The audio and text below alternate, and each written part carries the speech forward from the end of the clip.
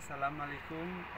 Well, I'm here in Kotdiji in Sindh province with my good friend and tour guide Bilawal.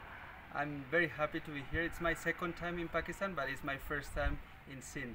I'm exploring. It's September, it's Corona era, but tourism is perfect now in Pakistan. It's a bit hot, but people are welcoming as always.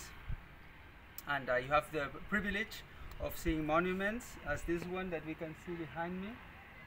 There's part of the group. We're from Barcelona, from Spain, and we came to explore the south of Pakistan.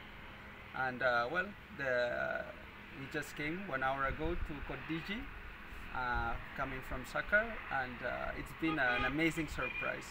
The place is well kept. The people are welcoming. We are thrilled with this experience.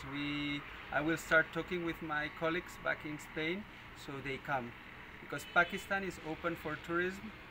There's no problem, there's security.